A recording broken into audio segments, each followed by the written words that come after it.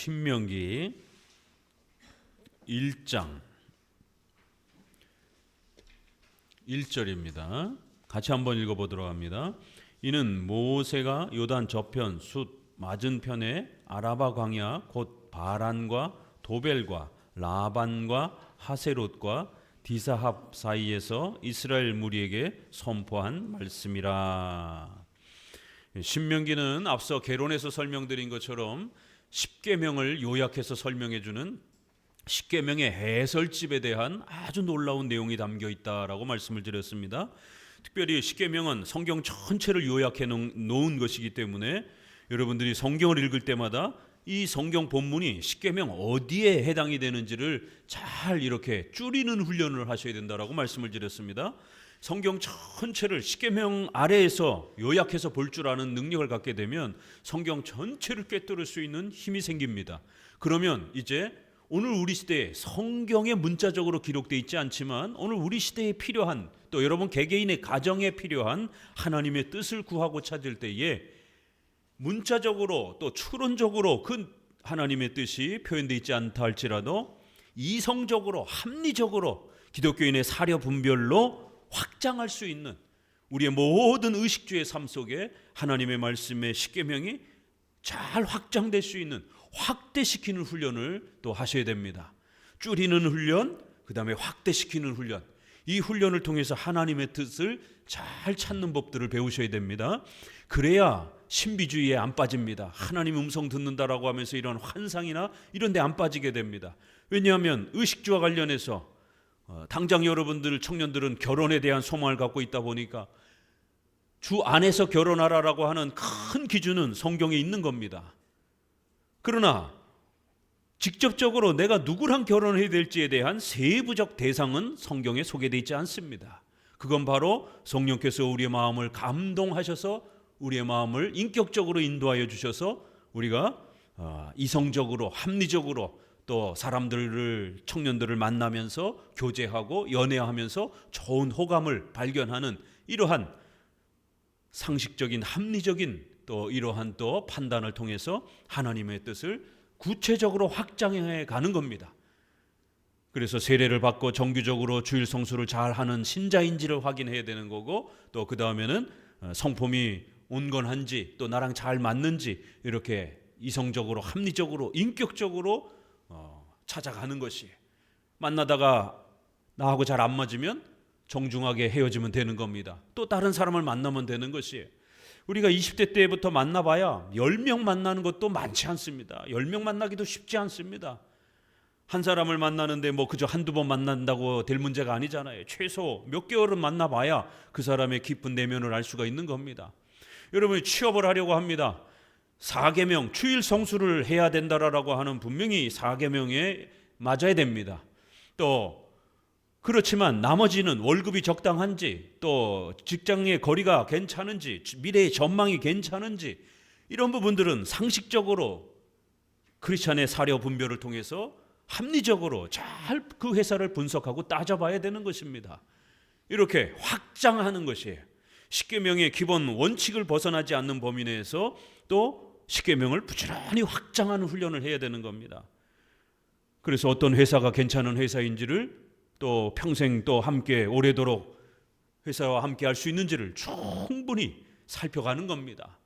경건주의, 신비주의는 성경의 원칙과 뜻을 무시하고 그게 뭔지도 모르고 기도원에 가서 막 기도하다가 뭔가 가슴에 확 떠오르면 그게 하나님의 뜻인 것처럼 그렇게 결정을 합니다. 아주 즉흥적이고 감성적인 것이죠. 자기 마음에 뭔가 확 떠오른 게 그게 하나님의 뜻인지 아닌지 객관적으로 확인할 방법이 없는 거예요. 그건 자신의 어떤 그 순간적으로 충동적인 자기의 어떤 마음일 수도 있잖아요. 자기 마음속에서 떠오른 건데 그게 충동적인 어떤 마음인지 성령의 인도함인지 그걸 어떻게 판단합니까? 분명히 성령의 인도하심은 있습니다. 그러나 그걸 객관적으로 판단할 기준을 마련하지 않는다라면 이게 내 생각인지 성령의 인도함인지 분간할 수 없는 겁니다. 그래서 신비주의에 빠지는 거예요. 성경을 모르고 내 감정만 따라가게 되면 신비주의에 빠집니다. 그러나 성경을 철저하게 잘 구축해 놓고 그리고는 하나님 앞에 기도하다 보면 어떤 마음에 감동이 생길 수 있는 겁니다. 그러나 그 마음의 감동이 성경의 십계명에 위배가 되면 그건 가차없이 버려야 됩니다. 그건 하나님의 뜻이 아니라 내 감정인 겁니다. 그런데 어떤 마음의 감동이 십계명에 잘 맞아요. 그러면 깊이 숙고하고 기도한 후에 결정하시면 되는 겁니다.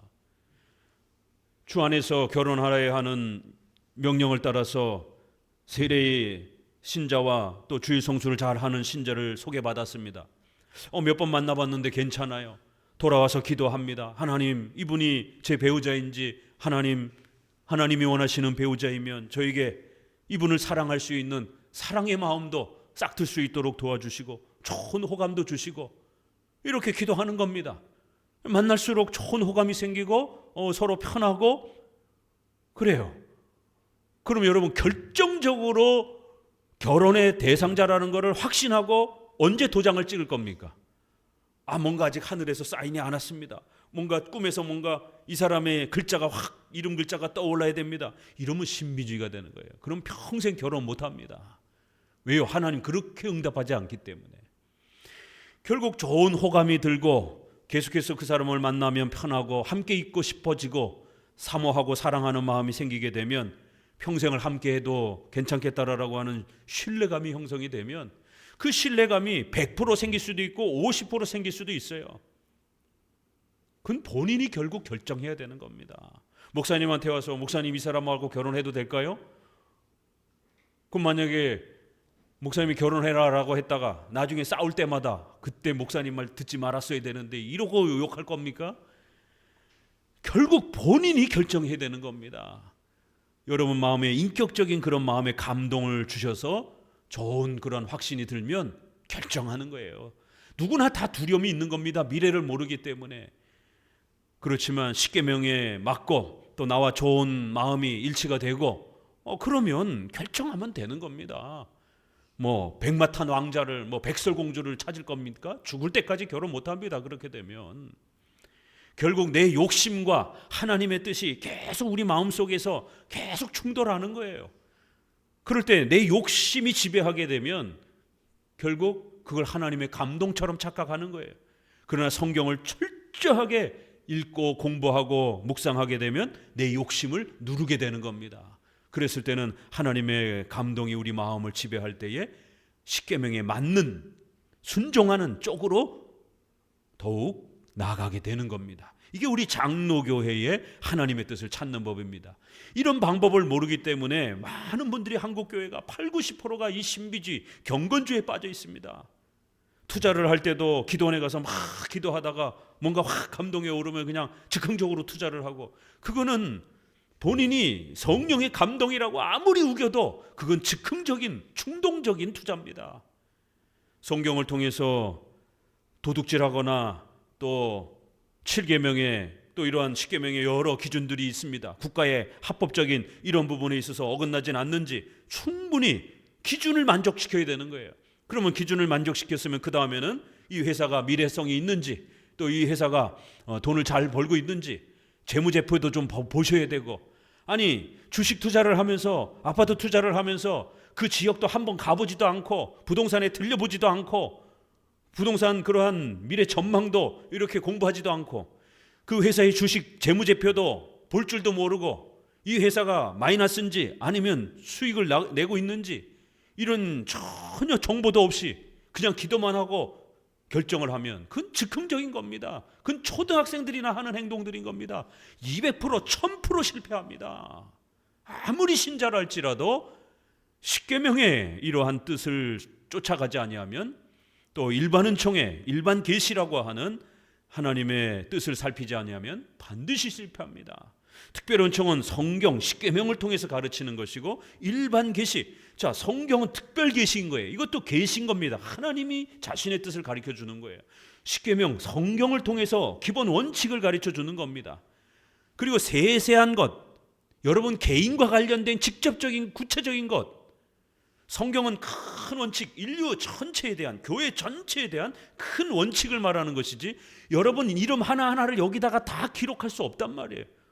그러면 수십억이나 되는 크리스찬들을 여기에다가 어떻게 다 기록합니까? 여러분 찾지도 못합니다. 여러분 이름이 어디 기록되어 있는지.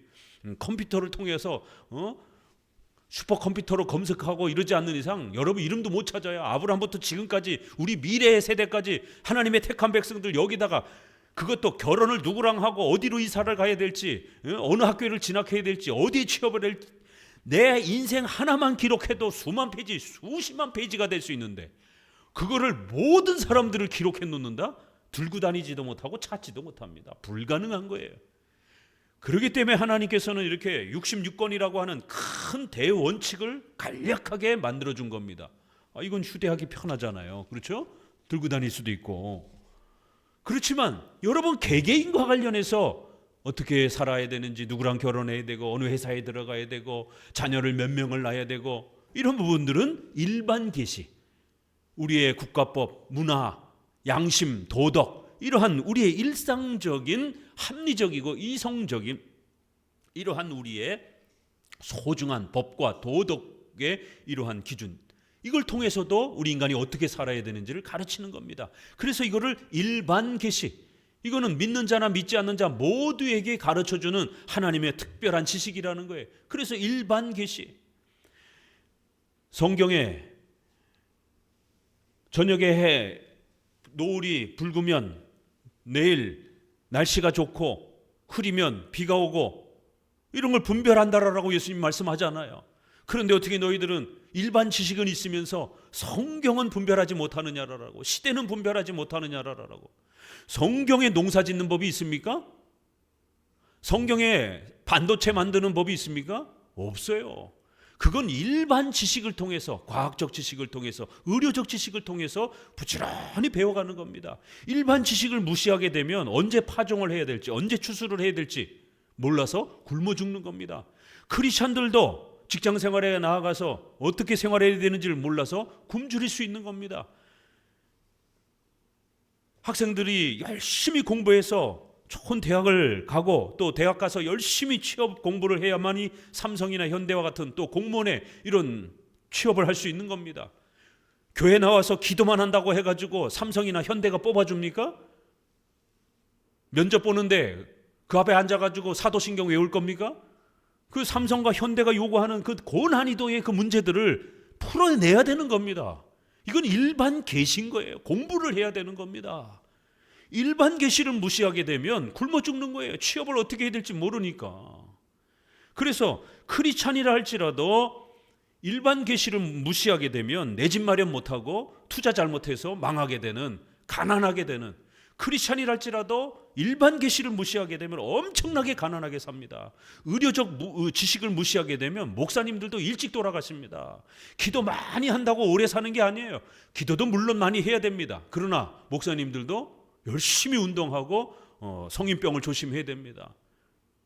저도 이제 나이가 있다 보니까 자꾸 고지혈증, 이런 또 고혈압, 이런 부분들이 자꾸 이렇게 수치를 재게 되면 자꾸 높아집니다. 그래서 저도 체중이 높지 않도록 자꾸 관리하려고 최근에도 한 5kg 빼느냐고 아주 그냥 탄천을 열심히 뛰어다니고, 오래 또 목회를 하려면, 쓰러지지 않으려면 열심히 이렇게 또 운동을 합니다. 저희 노예 목사님들 강대상에서 설교하다가 쓰러지고 혈압이 와가지고, 왜요? 뚱뚱하고 막 이렇게 살이 찌게 되면, 그래서 식단도 관리하고 이런 운동도 해야 되고, 목사님들도 이러한 의학적 지식을 무시하게 되면 일찍 돌아가시는 거예요.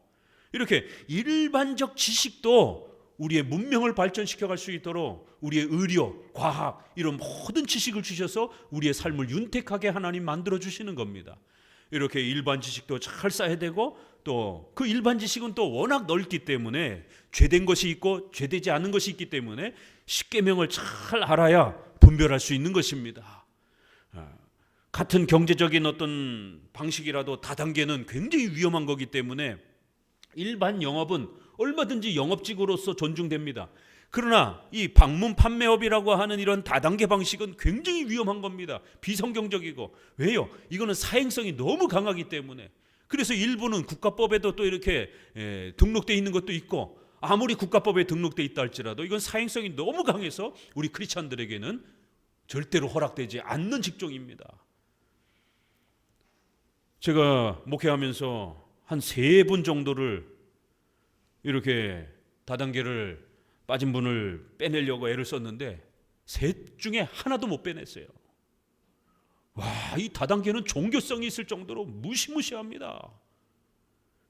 오죽하면 제가 그 친구를 함께 잠실까지 쫓아가가지고 그 설명회까지 같이 들어주고, 그 들어주면 저희 교회 와가지고 설교 한번 듣겠다고 그래가지고 저도 가서 한번 설명회 듣고 그 친구도 끌고 와가지고 예배 시간에 설교 좀 듣게 하고, 이럴 정도로 쫓아가서 잠실에 그 엄청난 설명회 사람들이 얼마나 많은지, 거의 90%가 다 크리스찬들이에요. 그래갖고는 한 20명씩 둘러갖고 소모임을 하는데, 할렐루야, 할 수 있다, 할 수 있다, 우린 부자가 될 수 있다, 될 수 있다, 하나님이 역사하신다, 이러고들 구호 외치고 있더라고요. 세상에 기독교인들이 대부분이니까. 목사님이 다이아몬드고 장로님이 골드고 이런 식이에요. 교회 망합니다. 성도들 다 사기치게 되고 망하게 되고. 그렇기 때문에 신자랄지라도 이런 일반 경제 지식이 없으면 망합니다. 가난을 벗어나지 못합니다. 기도만 하고 있어서 될 문제가 아니에요. 그래서 순복음교회라든가 이런 오순절파 신비주의 음성 듣고 막 이런 교회들은 대부분 가난한 삶을 살게 됩니다. 목사님이 순복음교회 무시합니까? 아니요, 무시하지 않습니다. 그런데 왜 그런 신앙을 하면 가난해집니까? 일반 신앙을, 일반 계시를 무시하니까. 산속에 들어가서 그저 기도만 하니까, 병 고침을 위해서 병원도 다니면서 기도도 해야 되는데, 이런 신비주의적 신앙이 강한 분들은 병원을 안 다니고 기도만 한단 말이에요. 그래서 문제가 되는 겁니다. 저도 2번이나 난치병을 걸려서 죽을 뻔했습니다. 20대 때 한 번. 그때는 그런 신비주의적 신앙에 빠져 있었기 때문에 기도만 한 겁니다. 죽을 뻔했습니다. 약 다 집어던지고, 약 먹으면 믿음 없는 거다라고, 병원 가면 믿음 없는 거다라고, 기도원에 가서 고쳐야지. 이 80년대 90년대에 이런 기도원 치료 사역이 얼마나 많았습니까? 할렐루야 김계호 원장 수많은 사람들 죽였습니다.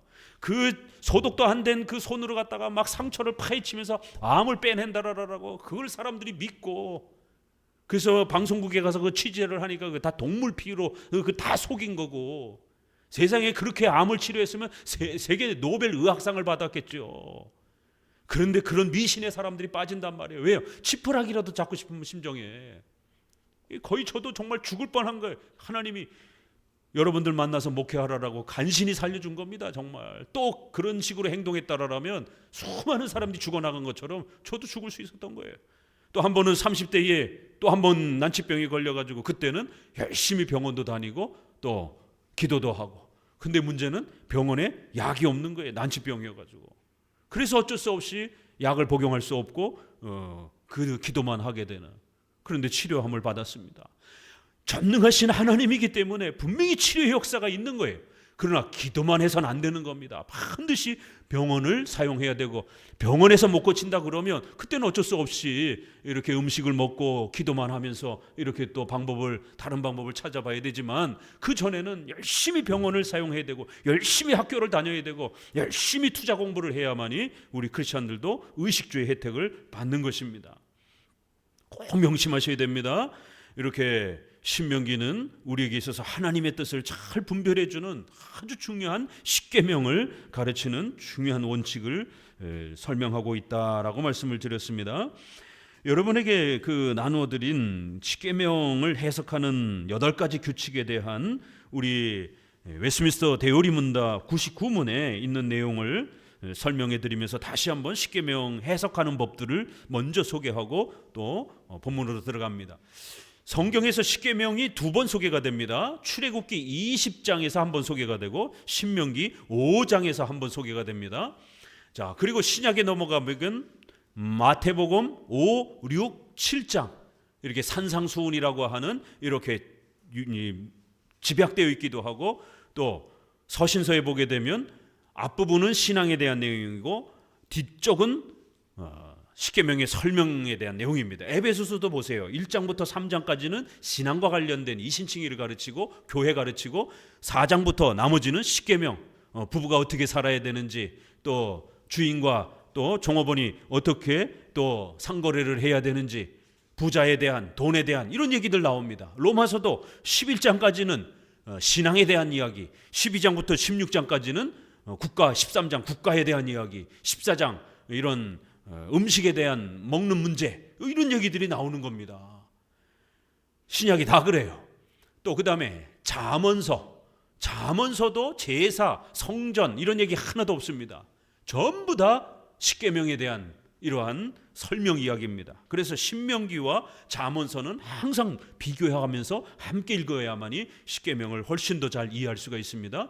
그리고 구약에는 외적인 율법의 이런 의식, 제사법, 또 손을 자르고 사람을 돌로 때려 죽이는 무서운 형벌법이 있기 때문에 조심해서 읽어야 된다라고 말씀을 드렸습니다. 이것은 예수님이 오시고 난 다음에 모두 중단되었습니다. 그래서 그런 구약의 음식법, 정결법 이런 것들은 전부 다 중단되었고 그 내용의 의미만 우리가 잘 적용하면 되는 겁니다. 그래서 구약을 읽기가 어렵다라고 하는 것은 구약의 이런 의식법, 무서운 형벌법 이런 것들이 있기 때문에 이거를 문자적으로 바로 적용하면 안 되고 그거를 요약해서 신약과 연결을 해서 구약의 다윗도 솔로몬도 부인이 많지만 일부 일처제 반드시 신약과 연결해서 기독교의 결혼 원칙은 일부 일처제라고 하는 이런 십계명을 기본으로 해서 적용해야 되는 겁니다. 구약에는 사람을 죽일 수 있는 여러 경우들이 있습니다. 그러나 그건 하나님의 전쟁을, 하나님의 심판을 대행하는 그런 목적으로서의 전쟁을 허락해 준 거고, 그래서 가나안 사람들을 애들도 남기지 말고 아주 딱 가축까지 전부 다 죽이라라고 이렇게 하나님이 명령하신 겁니다. 그러나 예수님이 오시고 난 다음에는 그런 형벌법은, 그런 전쟁은 더 이상 오늘날 우리에게 명령되는 게 아닙니다. 분명히 구약에는 전쟁을 통해서 사람을 죽이라고 명령되어 있지만 함부로 그걸 적용하면 안 되는 겁니다. 이렇게 구약이 읽기가 만만치 않다라는 겁니다. 그래서 반드시 십계명으로 요약을 해서 영원히 지킬 수 있는 그러한 교리와 그러한 내용으로서 결론을 맺고 그거를 적용하는 것이에요. 자, 십계명을 8개를 한번 소개해 보게 되면 율법은 완전하다 첫 번째, 그리고 그것은 각 사람에게 율법의 모든 의무를 기록하기 위하여 전 인격을 다하여 온전히 복종하며 영원토록 순종하도록 요청한다. 그러므로 매일의 의무를 완전히 수행하도록 요구하고 지극히 미미한 죄라도 범하지 않도록 금한다. 카톡에 올려놨는데 또 제가 읽어드리겠습니다. 율법은 완전하기 때문에 작은 것에서 큰 것에 이르기까지 전부 지켜야 된다라는 거예요. 요만큼만 지키고 자기가 다 지킨 것처럼 이렇게 착각하면 안 된다라는 겁니다. 율법은 해라, 하지 말라 이런 OX 명령이 있고 크고 작은 것 이런 것들이 있기 때문에 성경에서 명령하면 율법은 완전하기 때문에 항상 철저하게 지키려고 애를 써야 된다는 겁니다. 두 번째, 율법은 신령하여 영혼의 의지, 이해, 애정 및 다른 모든 능력에 와닿는다. 그뿐 아니라 우리의 말, 일, 행동과 같이 전 영역에 하나하나까지 그 효능이 미친다. 율법은 아주 신령한 것이기 때문에 외적인 우리의 행동뿐만 아니라 우리의 마음까지 지배한다는 거예요. 그래서 우리의 이해, 지식, 의도, 우리의 생각 여기에까지 영향을 끼치는 거예요. 그래서 외적인 우리의 생활의 태도에서도 또 우리의 내적인 마음의 자세까지도 명령하고 있는 거예요. 간음하지 말라라고 하는 명령은 실제로 그렇게 성적인 접촉이 일어나는 것도 뭐 문제지만 예수님이 마태복음에 뭐라고 말씀하셨습니까? 여자를 보고 음욕을 품으면 그것도 간음에 해당이 된다라고 이렇게 마음의 내적인 그러한 간음도 간음이 될 수 있다라고 책망을 하는 겁니다. 살인을 통해서 직접 남을 때리고 죽이는 것도 살인이지만 우리가 남을 미워하고 시기하고 질투하고 모함하고 이런 것도 역시 죄가 되는 것입니다. 셋째, 여러 계명에서 같은 하나를 요구하고 금하고 있으나 그것은 다양한 관점에서 그렇게 말씀하시는 것이다. 십계명은 10개가 있습니다. 그 10개가 상호 유기적으로 움직인다라는 것이에요.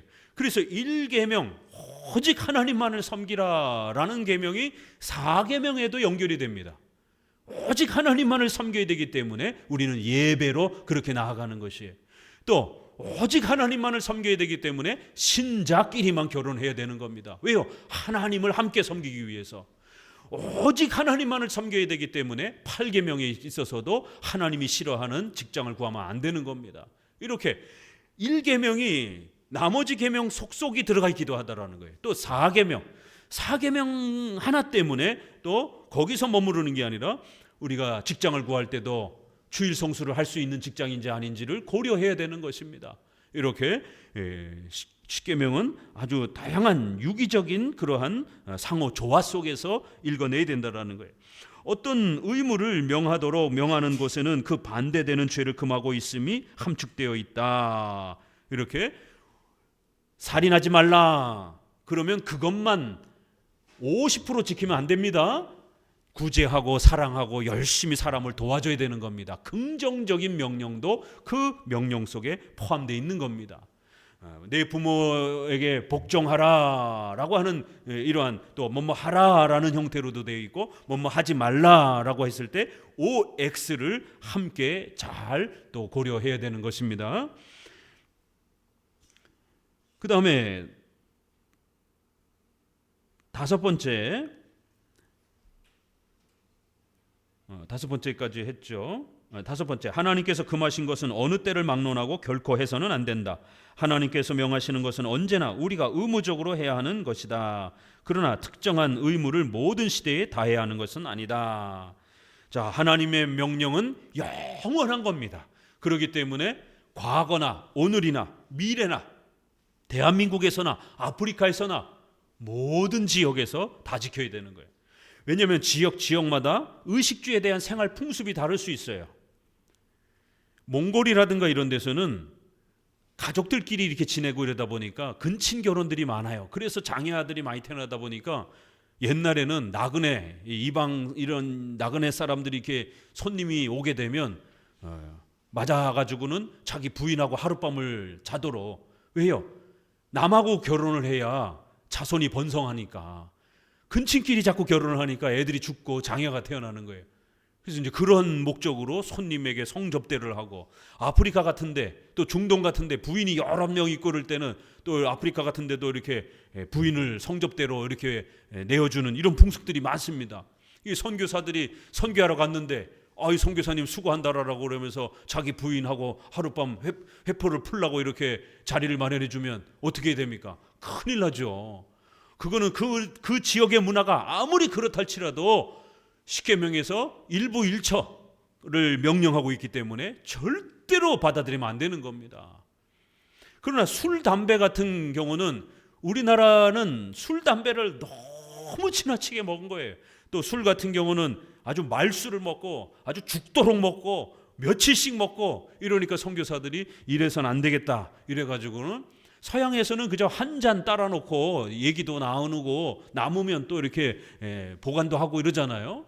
그래서 이 포도주라든가 이런 것들은 음료, 물이 부족한 이런 나라에서는 음료로도 사용을 합니다. 그래서 서구 유럽에는 포도주나 맥주를 음료 대신으로 많이들 먹어요. 우리 크리스찬들도. 세계에서 산에서라든가 이런 데서 냉수를 그냥 받아가지고 바로 마실 수 있는 나라가요, 손가락 안에 꼽힙니다. 대한민국은 그런 면에서 축복받은 땅을 갖고 있어요. 이 물을, 찬물을 그냥 먹을 수 있는 나라가 많지 않습니다. 유럽만 가도 다 석회가 껴 있어가지고 절대로 수돗물 먹으면 큰일 납니다. 그렇기 때문에 물 대신에 이런 과즙 음료들을 먹고 이러다 보니까 포도주라든가 이런 부분들이, 맥주라든가 이런 부분들을 교인들도 그냥 일반 음료로 다 먹는 거예요.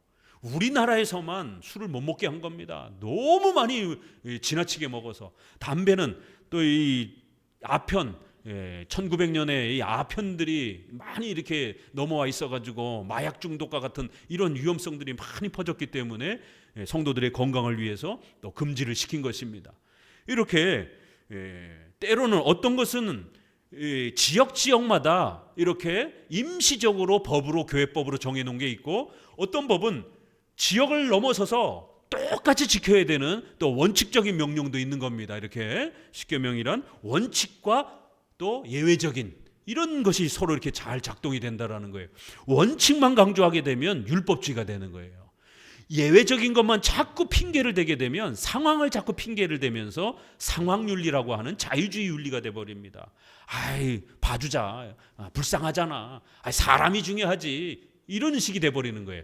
하나님의 뜻보다는 사람을 더 생각하려고 하는 이제 이런 쪽에 또 문제가 되는 겁니다. 그래서 원칙을 십계명을 통해서 세우고 원칙에 위배되지 않는 범위 내에서 또 때로는 성경에서 허락하는 범위 정도까지는 부득이함을 허락하는 거예요. 성경도 얼마나 놀라운가 하면은요, 이혼하지 말라, 이건 하나님의 근원적인 원칙이에요. 그런데 하나님이 모세에게 이혼 증서를 써줘서 여성이 재혼하도록 하라 해주라. 이게 마태복음 19장에도 이혼 증서를 써주라라는 말이 나옵니다. 왜냐하면 1세기 당시에 바리새인들이 결혼은 골치 아파요, 결혼은 더러워요, 성은 더러운 것이에요, 이러면서 고린도전서 7장에도 보게 되면 합법적인 부부 사이에서도 성은 더럽게 취급하는, 차라리 그럴 바에는 그냥 혼자 사는 게 낫지 않느냐, 이런 성에 대한 부정적 의식이 1세기에도 굉장히 강했습니다. 이 바리새인들 때문에. 그럴 때 예수님이 그렇게 하면 안 된다라는 거예요. 부부의 성은 하나님이 주신 고유한 선물이라는 거예요. 그래서 마태복음 19장에 이러한 이혼 얘기, 결혼 얘기가 나오면서 모세의 이혼 증서를 그럼 왜 허락했느냐라고 했을 때 본래는 그렇지 아니하니, 이렇게 나오는 거예요. 하나님의 원래의 의도는 이혼을 원치 않는 거라는 겁니다. 그런데 남자들이 하도 이 성욕에 이 노예가 되어서 자꾸만 다른 여자를 또 만나려고 하는 이런 인간의 악한 성적 욕망 때문에 멀쩡한 자신의 본처를 버리고 핑계를 대고 이렇게 또 다른 여자랑 자꾸 바람이 나고 그러니까 결국 남겨진 아이와 여성이 굶어 죽는 거예요. 왜냐하면 고대 세계에는 여성들에게 재산권을 상속해 주질 않다 보니까. 그래서 여성들과 아이를, 과부와 고아를 살리기 위해서 이혼 증서를 어쩔 수 없이 써주라는 겁니다. 이혼은 하나님이 장려하시는 뜻이 아니에요. 그렇지만 여성들을 보호하기 위해서 홀로 된 과부들에게는 이혼 증서를 써줘서 합법적으로 재혼할 수 있는 길을 열어주라는 거예요. 이렇게 이혼하지 말라, 그렇지만 실제로 이혼이 된 그런 과부들을 향해서는 이혼 증서를 써서 속히 생존을 유지할 수 있도록 이혼을 허락하라. 참 놀라운 이 기독교 윤리가 얼마나 사람을 살리는, 얼마나 참으로 깊이가 있는가 보세요. 정당방위 개념이 성경에 소개가 되고 있습니다. 그래서 여성이 성읍에서, 사람들이 많은 곳에서 성폭행을 당했어요. 그러면 남자와 여자를 둘 다 돌로 때려 죽이라는 거예요. 그런데 들에서 여성이 성폭행을 당했어요. 그럴 때는 여성을 살려주라는 겁니다. 이것도 하나의 정당방위 개념입니다. 왜요? 들에서는 소리쳐도 그를 돌아봐 줄 자가 없느니라.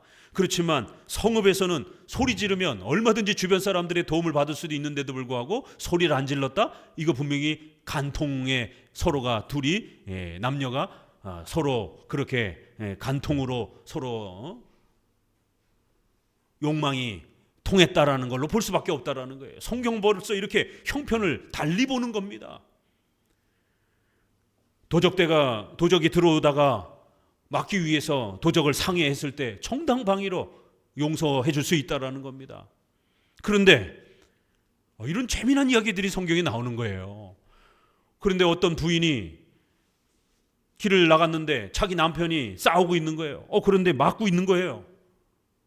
상대편 남자가 등치가 큰지 자기 남편이 어려움에 처해 있는 겁니다. 그랬더니만 이 부인이 쫓아가가지고는 그냥 손을 가지고 남자 거시기를 확 움켜잡고 그냥 확 쥐어틀었어요. 성경이 실제로 이런 얘기가 나옵니다. 신명기에. 이제 여러분이 읽어야 될 신명기에 이런 얘기가 나오는 겁니다. 의식주와 관련된 우리의 생활과 관련된 이야기이기 때문에 간음의 문제를 여기까지 확장해 주는 거예요. 그래갖고 그냥 거시기를 확 쥐어뜯은 거예요. 그냥 터뜨려 버리고 불구로 만들어 버렸어요. 그랬더니 이걸 어떻게 재판을 해야 될 것인가? 여자의 손목을 잘라 버리라는 거예요. 아니, 앞부분에서는 여성이 들에서 이렇게 성폭행을 당했을 때는 이런 건 정당방위로 이렇게까지 해당이 될 정도로 이렇게 아주 적극적으로 여성을 보호해 주는 쪽으로 이렇게 판결을 내렸는데, 아니 남편이 지금 위기에 처해 있는데 상대방 여자가 당해낼 힘이 없으니까 남자 급소를 그렇게 해서 무력화시켜가지고 남편을 보호하려고 하면 이거 정당방위 아닌가? 그런데 성경에는 그 자세한 내용은 없고 결론에 있어서 여자의 손목을 자르라는 거예요. 왜요? 간음에 해당이 되는 그러한 남자의 성기를 만졌다라고 하는, 다른 남자의 성기를 만졌다라고 하는 죄목으로 7계명의 죄를 물어서 손목을 자르라는 것이에요. 이게 왜 그럴까요? 자세한 내용은 없습니다. 그래서 우리가 성경 단편적인 본문만 봐서는 안 되고 성경 전체의 그 의도와 그 또 내면에 흐르는 추론적인 해석을 할 줄 알아야 되는 겁니다. 또 다른 계명과 조화시켜가면서 볼 줄 아셔야 돼요. 그러면 분명히 다른 곳에서는 여성이 힘이 약하기 때문에 또 여성의 어떤 어려움을 충분히 정당방위로 고려해 주는데 왜 여기서는 정당방위를 고려해 주지 않은 것인가? 도가 지나쳤다라는 거예요. 여성이 가서 충분히 싸움을 말릴 수도 있었는데 여성이 너무 분노해가지고 싸움이 그렇게 과격하지도 않았는데 남편이 진짜 막 죽을 위기에 처해 있으면 거시기를 걷어차든 이빨로 물어뜯든 어떻게든지 남편을 생명을 살려야 될 것 아니겠습니까? 저쪽 상대편이 뭐 칼을 들고 설친다든가 막 그래서 남편이 지금 상해를 입어가지고 숨이 넘어가고 막 이러면 본인도 칼을 들고 가가지고 허벅지를 찌르든지 어떻게 해서든지 남편을 살려내야 될 거 아니에요. 그렇지만 이 상황에서는 그런 정도는 아니었다라는 거예요. 얼마든지 가서 말릴 수도 있고 얼마든지 이렇게 싸움을 해결할 수도 있는 상황으로 본 겁니다, 성경은. 그런데 여성이 자기 남편이 위험에 처해 있다라고 너무 과도하게 분노를 표출해 가면서 상대방의 남자의 거시기를 불구로 만들어가고 장애를 만들어 버린 거예요. 그러면 만약에 애를 낳아야 되는 그러한 또 집안이면 엄청난 큰 피해를 입힌 거잖아요. 이렇게 정당방위와 아니면 폭행의 개념으로 어떻게 볼 것인가? 이것도 오늘날 법에서 여성들에게 있어서 성폭행 당할 때 정당방위를 보느냐, 아니면 여성이 저항하다가 상대방의 눈을 실명케 했다, 또 상대방의 이러한 급소를 건드려 가지고 영구 장애를 만들었다, 이러면 정당방위가 아니라 폭행죄로 여성을 처벌합니다. 서구에서는 정당방위를 적극적으로 이렇게 많이 열어주는데 대한민국은 여성의 정당방위를 굉장히 좁게 봐요. 좀 더 넓혀야 되는데 겨우 서구 문명이 이제 와서 여성의 정당방위를 조금 넓혀준 겁니다. 그런데 성경은 수천 년 전에 이렇게 정당방위 개념을 이미 확보하고 있었던 거예요. 그래서 성경을 열심히 연구해서 우리 판사라든가 검사 이런 사람, 법조계 있는 사람들은 이러한 성경의 정신들을 우리 사회의 법의 복지의 개념으로 이렇게 인권 개념으로 연구해서 확장을 하게 되면 인류 사회에 아주 좋은 그러한 법들을 만들 수 있는 겁니다. 판사도 정당방위를 판단하기 위해서는 엄청난 그 상황을 고려해보고 분석해야 되는 어려움이 있잖아요. 이렇게 성경은 그러나 벌써 수천 년 전 여성이 지나치게 자기 분노를 너무 폭발을 시켜가지고 충분히 싸움을 말릴 수 있는 그런 상황임에도 불구하고 상대방을 영구 장애 개념 형태로 그렇게 폭력을 행사한 것으로 봐서 여성의 손목을 자르는 이런 아주 엄중한 처벌을 여성에게 징계하는 형태로 이렇게 결론을 내립니다. 놀랍잖아요. 자, 이러한 성경의 십계명, 우리가 몰라서 그렇지 성경을 잘 이 십계명을 이해하게 되면 우리의 의식주에 필요한 어느 부분이든지 우리가 답을 찾아낼 수 있는 것입니다. 그래서 십계명은 이렇게 여러분들이 또 원칙과 부득이함을 잘 고려하는 겁니다. 여섯 번째, 하나의 제목이나 의무 아래 그것들의 모든 원인들, 방법들, 사건들, 현상들 및 그것들에 대한 도발과 함께 모든 같은 유의 제목을 금하고 있거나 의무를 명령하고 있다. 그래서 어떤 죄가, 살인죄가 발생이 되려면 거기에 원인, 방법, 사건, 현상들 관련되는 모든 부분들을 다 조심해야 된다는 거예요. 범죄 하나가 일어나려고 하게 되면 상대방을 때렸어요. 그럼 때리기 전에 어떤 일이 벌어져요? 차를 운전하고 가다가 갑자기 옆에서 확 새치기 하고 들어오잖아요. 그러면 이제 거기서부터 시작이 되는 겁니다. 원인, 또 방법, 수단, 이런 모든 범죄의 주변에 이러한 형편들을 늘 고려해야 된다는 거예요. 그러면 그냥 거기서 양보하고 바쁜 일이 있나 보다 하고 그냥 운전하면 가면 되는데 한국 사람들은 또 이게 불같잖아요. 이게 또 못 참는단 말이에요. 남자들은 또 승부욕이 있어서 또 막 경쟁을 하고 막 빵빵대고 막 이러면서 결국 시비를 붙이다가 교통사고가 나기도 하고, 또 차를 세워놓고 문 열고 나와가지고는 막 또 그냥 폭행을 하기도 하고, 둘이 나와가지고 멱살을 잡고 막 또 싸우기도 하고, 이런 결과가, 그래서 전과자가 되어지기도 하는, 그 새치기 한 번 한 거, 양보 한 번 안 한 것 때문에 전과자가 되는, 상대방을 또 때리게 되면 우리나라는 이 폭행죄가 굉장히 까다로워가지고요, 누가 때리면 그냥 무조건 맞아야 됩니다. 그래야 법원에 가서 피해보상과 이 모든 것을 받을 수 있어요. 이거 상식입니다. 거기에 손을 잡았다든가 밀었다든가 밀쳤다든가 액션을 취하게 되면 쌍방폭행이 됩니다. 단 한 번이라도 이렇게 방어 자세를 취하게 되면 무조건 쌍방폭행입니다. 그렇게 소극적으로 봐요, 경찰에서. 그래갖고 이 깡패라든가 이런 것들이 그냥 툭탁 하면은 쳐 이러면서 일부러 자극하면서 그렇게 한 대라도 이렇게 툭 건들면 쌍방폭행으로 넘어가게 되면, CCTV에 찍히게 되면 무조건 다 그냥 쌍방폭행입니다. 일방적으로 두들겨 맞아야 피해자로서 이렇게 보상을 받습니다.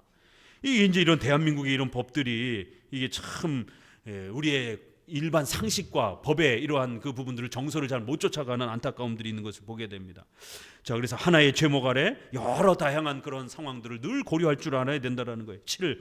하나님께서 우리에게 금하시고 명하신 것을 우리는 우리의 처지에서 힘써 지키려고 노력해야 하며, 또한 다른 사람들이 그들의 처지에 다해야 할 의무를 따라 하나님께서 금하신 것을 피하거나 명하신 것을 수행할 수 있도록 도와야 한다.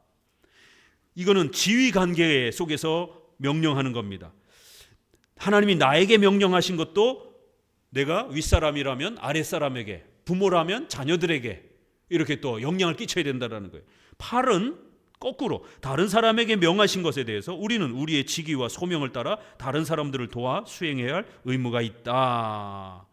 이렇게 나의 처지와 형편에 따라서 내가 또 실천해야 되는 것도 있고, 상대방이 또 명령받은 것을 나도 또 도와줘야 되는, 또 이러한, 우리는 인간 관계 속에서 살아가기 때문에 우리의 인류 관계 속에서 항상 이렇게 지위와 신분과 또 관계 속에서 서로 상호 하나님의 뜻을 나도 지키고 상대방도 지킬 수 있도록 이렇게 상호 협조 안에서 펼쳐져야 된다. 그렇게 적용되도록 십계명을 해석해 가셔야 된다는 거예요. 나만 이득 보고 나만 괜찮고 나만 유익이 되는 그런 방식으로 십계명을 적용하게 되면 그건 이기주의죠. 세상 사람들도 그렇게 살지 않습니다. 세상 사람들도 상대방을 고려하고 이웃에게 해를 끼치지 않으려고 좀 더 양보하기도 하고, 이러는데 어떻게 크리스천들이 맨날 자기만 생각하고 자기 유익만 맞게 이렇게 해석하게 되면 결국 이거는 잘못된 해석인 것입니다. 자, 이렇게 십계명에 대해서 여러분에게 다시 한번 우리 선조들이 가르쳐왔던 400년 전에 가르쳤던 이 웨스트민스터 신앙고백 대우리문답의 8가지 방식으로 십계명을 부지런히 해석하는 법을 배우라고 소개를 합니다. 이거를 4가지로 여러분에게 줄여드리기도 했어요. 정리해보면, 첫 번째 문자적으로 OX, 두 번째 문자적 적용, 두 번째는 종합적 적용, 10개를 골고루 살피는 훈련, 세 번째 우선적 적용, 원칙과 부득이함을 잘 조화롭게 해야 된다는 거예요. 우선적으로 뭔가를 선택해야 될 때가 있다는 겁니다.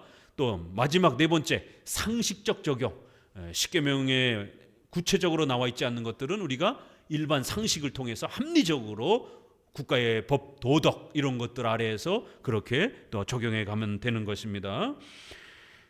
자, 신명기 5장에 이렇게 십계명이 오늘 본격적으로 소개가 되면서 십계명을 어떤 기준 아래에서 여러분들이 해석해야 될지 늘 주의하시고요. 자, 이제 1장부터 3장까지는 지금까지 출애굽에 있었던 지나온 생활들을 요약해주는 형태로 다시 한번 왜 우리가 십계명을 지켜야 되는지에 대한 동기부여를 설명을 합니다. 십계명은 구원의 조건은 아닙니다. 구원의 조건은 뭐예요? 예수님을 믿어야 구원받는 겁니다. 오직 믿음으로 구원받는 거예요. 그렇지만 믿고 난 다음에, 신자가 되고 난 다음에는 반드시 성화의 열매를 맺기 위해서 우리가 십계명을 지키는 거라는 겁니다. 십계명은 우리 행위에 대한 규범이기 때문에 이 행위를 통해서 구원받는 건 아니에요. 그러니까 구원의 조건은 아니지만 구원의 열매라는 겁니다. 그래서 신자가 되고 난 다음에는 반드시 우리가 하나님의 백성이 되었으니 하나님과 가족이 된 거예요. 그리스도의 몸, 그리스도의 신부가 된 겁니다. 그래서 이제 우리가 잘못하면 누가 욕을 먹어요? 하나님이 욕을 먹는 겁니다. 교회가 욕을 먹는 겁니다. 아니 남의 자식이야 욕을 먹든 무슨 상관입니까? 그 남의 자식이 잘못을 해도 감옥을 가도 우리하고 전혀 피해가 안 가잖아요. 그런데 내 자식이 감옥에 가고 욕을 먹으면 부모가 책임을 져야 됩니다. 부모가 욕을 먹습니다. 그런 것처럼 하나님이 우리를 입양하셔서 하나님의 백성이요 자녀로 삼아준 겁니다. 하나님의 본질의 영광, 하나님이 스스로 영원히 존재하시는 그 하나님의 본질적 영광스러우면은 인간의 죄와 인간의 어떤 선행이 어떤 것도 더하거나 뺄 수 없어요. 그건 하나님 스스로 완벽하신 거기 때문에. 그러나 인격적으로 우리와 관계를 맺으신 범위, 우리를 하나님의 자녀로 삼으시고 그리스도의 몸으로 우리를 세워주셨단 말이에요. 이런 인격적인 관계 면에서는 이제 하나님의 이름이 더럽혀질 수 있습니다. 그래서 에스겔에 보게 되면 내 이름이 너희 때문에 더럽혀졌다라고 얼마나 책망합니까? 하나님의 본질에는 절대로 더럽혀질 수 없는 겁니다. 그건 순수하고 완전한 거기 때문에. 그러나 이스라엘 백성들과의 인격적인 관계 면에서는 하나님의 이름이 더럽혀질 수도 있다는 거예요. 이렇게 본질과 우리 성도들과의 관계 면에서 구별을 해야 됩니다. 하나님은 완전하신 분이기 때문에 우리 인간 때문에 하나님이 더 거룩해지고 하나님이 더러워지고 이런 건 아닙니다. 그렇지만 하나님이 우리를 사랑하셔서 우리를 자녀로 삼아주셨기 때문에 그런 인격적인 가족 관계 면에서는 이방인들에게, 불신자들에게 교회 이름이 더럽혀지고 하나님의 이름이 더럽혀질 수 있는 이러한 책임 관계, 언약 관계가 형성되어 있는 것입니다. 그렇기 때문에 이제 신명기 1장부터 3장까지는 우리가 하나님의 자녀가 되었으니 하나님의 이름을 거룩히 여길 수 있도록, 하나님의 이름이 더럽혀지지 않도록 열심히 살아야 되지 않겠느냐, 이런 이제 동기부여를 다시 해주는 겁니다. 자, 1장에 보니까 3절에 제40년 10월 그달 초일에 모세가 이스라엘 자손에게 여호와께서 그들을 위하여 자기에게 주신 명령을 다 고하였다 이러면서 이제 40년째 광야 생활을 했지 않습니까? 이제 40년 동안 하나님 앞에 책망을 받으면서 광야 생활을 한 것이에요. 그리고는 이제 다시 한번 모세가 죽기 전에 백성들에게 당부하는 겁니다. 아모리 왕 시온, 또 바산 왕 옥을 하나님 앞에서 우리가 전쟁을 통해서 승리하고 요단 동편을 이제 세 지파에게 또 이렇게 나눠주기도 했고, 또 8절을 보니까 여호와께서 너희의 열조 아브라함과 이삭과 야곱에게 맹세하사 그들과 그 후손에게 주리라 하신 땅이 너희 앞에 있으니 들어가서 얻을지라. 이제 요단 동편 쪽은 얻었으니까 이제 서쪽 편도 차지하고 거기에 9지파에게 땅을 주라는 거예요. 이 땅은 하나님이 약속한 땅이니까 반드시 들어가서 차지해야 된다는 거예요. 가나안 땅은 천국의 모형이기 때문에 구약에서는 반드시 이 가나안 땅을 소유하고 붙잡아야만이 하나님의 백성으로서 천국에 안착이 된 것처럼 그렇게 하나님이 이 땅을 통해서 신앙을 가르치려고 했던 것입니다. 10절에 그렇게 순종하면 너희 하나님 여호와께서 너희를 번성케 하셨으므로 너희가 오늘날 하늘의 별같이 많거니와 너희 열조의 하나님 여호와께서 너희를 현재보다 1000배나 많게 하시며 너희에게 허락하신 것과 같이 너희에게 복 주시기를 원하노라. 13절에도 너희 각 지파에서 지혜와 지식이 있는 유명한 자를 택하라. 내가 그들을 세워 너희 두령을 삼으리라. 이러면서 1000부장, 100부장, 50부장, 10부장 이렇게 국가 조직을 신속히 조직과 체계화를 시켜서 모세가 혼자 다 감당하지 않고 이렇게 질서와 체계를 잡고 교회가 유지되어지도록 질서를 잡는 모습을 보게 됩니다. 자, 그리고 이제 30절 뒤로 쭉 넘어가셔서 같이 한번 읽어봅니다. 30절 너희 앞서 행하시는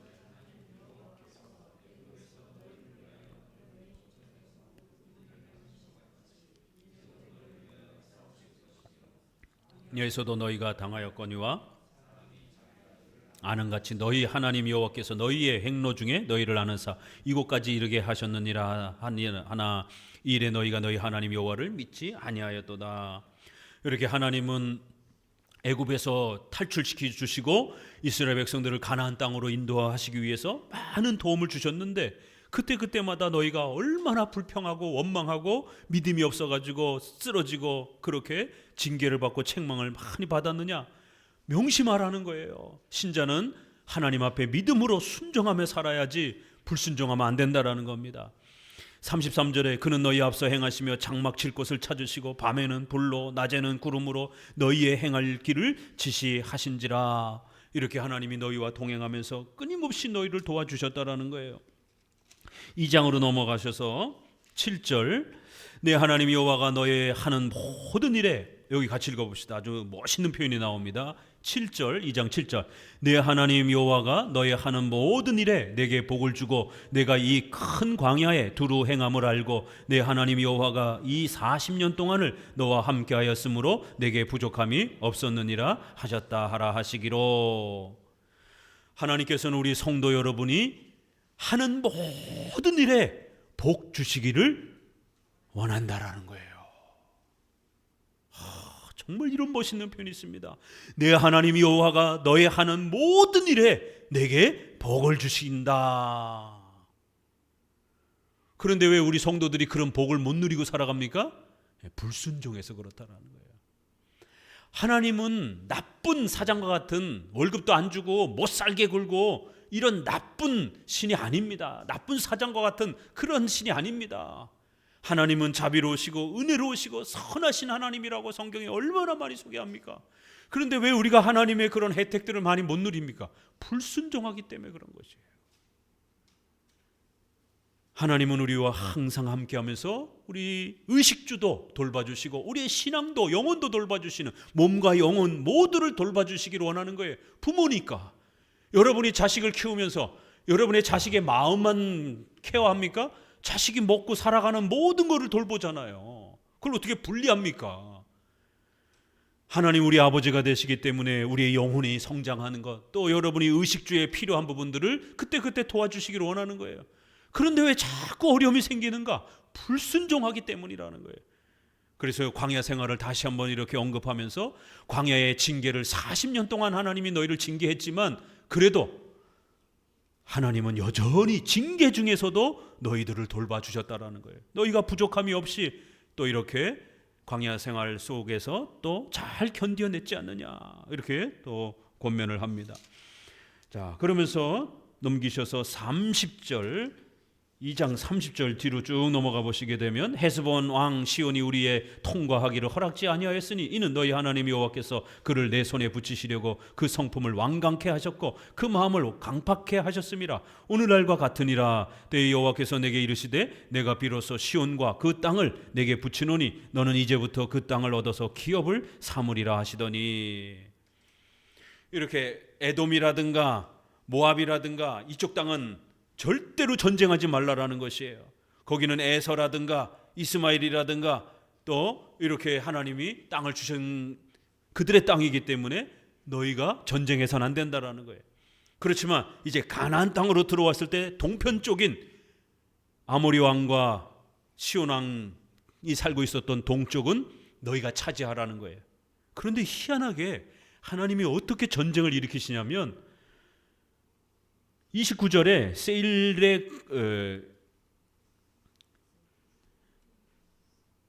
쭉 보시면은요, 26절에 이렇게 표현합니다. 내가 그대못 광야에서 헤스본 왕 시온에게 사자를 보내어 평화의 말로 이르기를 나를 내 땅으로 통각해 하라. 내가 대로만 행하고 좌로나 우로나 치우치지 아니하고 너는 돈을 받고 양식을 팔아 나로 먹게 하고 돈을 받고 물을 주어 나로 마시게 하라. 평화를 먼저 요청한 거예요. 우리가 절대로 함부로 전쟁하지 않겠다. 양식도 다 돈 내고 사 먹겠다. 이렇게 아모리 왕과 시온 왕에게 부탁을 한 겁니다. 그런데 에서나 이 이스마엘, 모압 이런 쪽의 자손들 땅은 그렇게 요청했을 때 그들이 그걸 받아줬습니다. 그래서 그 땅을 지나오기만 한 거예요. 그래서 이 아모리 왕과 시온 왕에게도 그렇게 부탁을 했는데 여기의 왕은 전쟁을 하려고 나온 거예요. 이것들 봐라, 이것들이 분명히 무슨 음모가 있을 거야. 이스라엘 백성들이 절대로 그냥 지나갈 리가 없어. 헤스본 왕 시온이 우리의 통과하는 걸 허락지 아니하고 전쟁을 하려고 나온 거예요. 아니 왜 이 왕은 통과시켜 주질 않았을까요? 하나님이 아모리 왕과 시온 왕의 마음을 강팍하게 하셨다. 인간의 마음이 강팍해지는 것도요, 하나님의 섭리의 역사라는 겁니다. 인간의 마음이 선하게 움직이는 것도요, 그것도 하나님의 섭리의 영향이라는 겁니다. 이 허용적 작정이라는 거 계속 배웠죠? 하나님은 인간의 선과 악 전체를 지배하신다라는 거예요. 그래서 이 동쪽 땅은 이스라엘에게 주시려고 그 왕이 자신의 정치적 야욕 때문에 자기가 잘못한 거예요. 자기가 범죄해서 하나님을 무시하고 이스라엘 백성들을 죽이려고, 교회를 죽이려고 덤벼든 겁니다. 그런데 그런 강팍한 마음을 하나님이 허락하신 거라는 거예요. 그래서 교회를 핍박하려고 죽이려고 덤벼들다가 자기가 죽은 겁니다. 이렇게 하나님은 놀랍게 인간을 섭리 안에서 지배하시는 겁니다.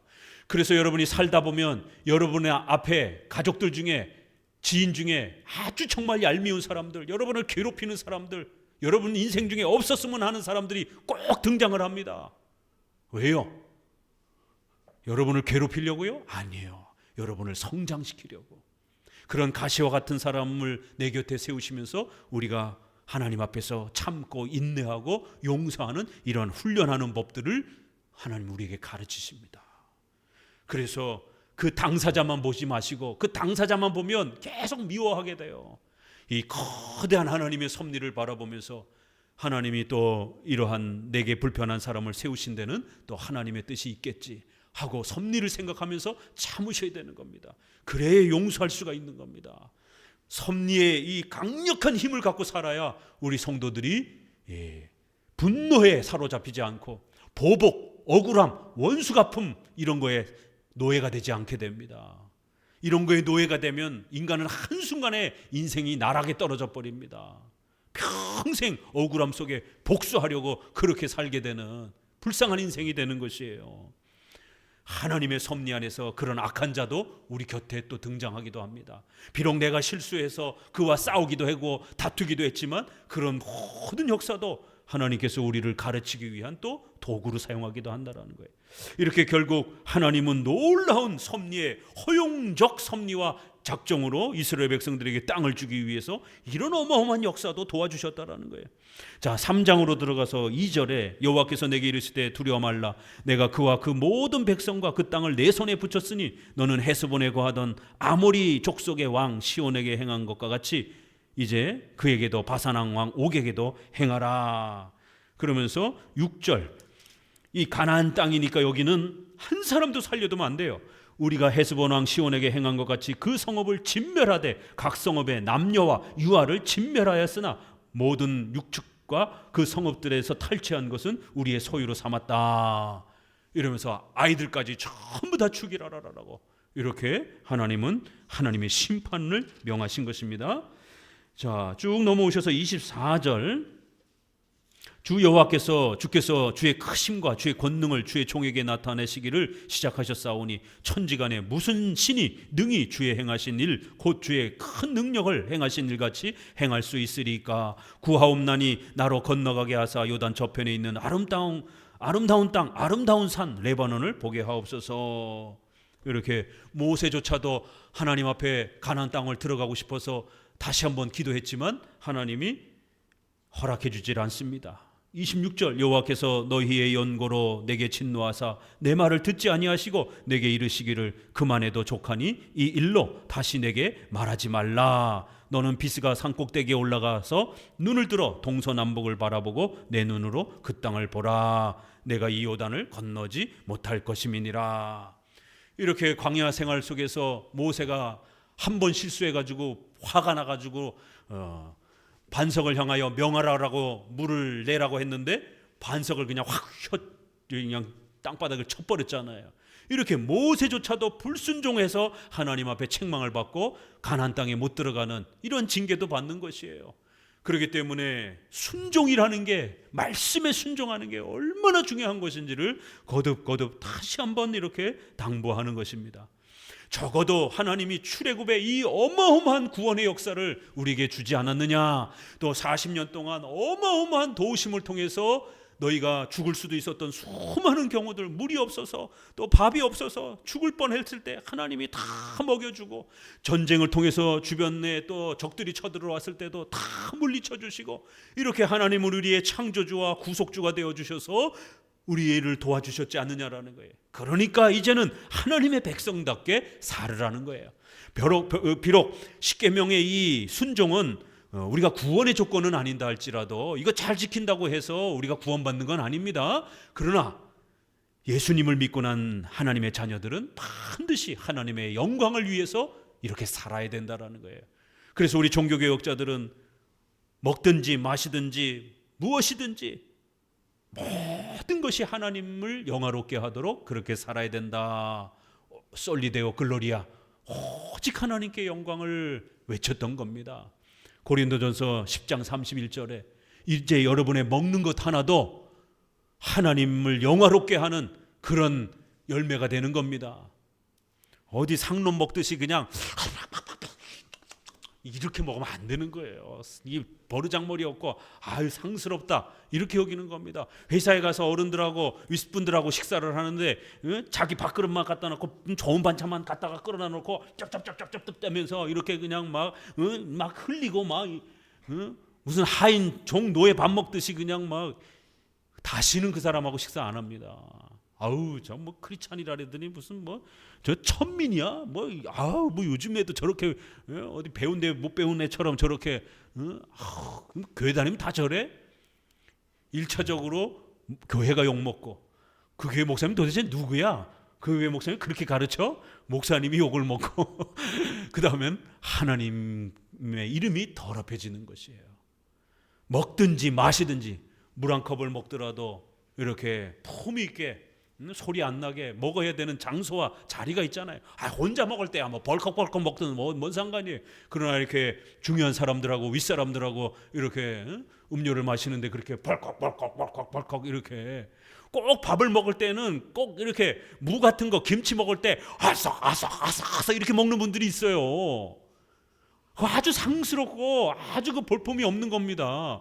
소리내지 않게 씹으셔야 됩니다. 무 같은 거 이런 것도 소리내지 않게 입으로 이렇게 잘 이렇게 조절하면서 씹으셔야 돼요. 고린도전서 보세요. 먹든지 마시든지 우리 일상생활에 아주 가장 그 작은 일들이잖아요. 그러니까 무심코 지나가는 행동들이잖아요. 상사하고 같이 출입문에 들어갈 때도 상사 문을 먼저 열어드리고 자동차를 타고 그럴 때는 먼저 문을 열어드리고 기다렸다가 이런 게 다 예절이잖아요. 아주 작은 일에서조차도 먹든지 마시든지 무엇을 하든지 하나님의 영광을 위해서 그렇게 이제는 우리가 살아야 되는 성도들이라는 거예요. 자, 이제 4장으로 들어갑니다. 그래서 이제 십계명이 바로 이렇게 하나님 앞에 우리가 멋있게 살아갈 수 있는 하나님을 영화롭게 하는 삶을 가르치는 아주 중요한 기준이 된다라는 거예요. 4장 1절부터 읽습니다. 이스라엘아 이제 내가 너희에게 가르치는 규례와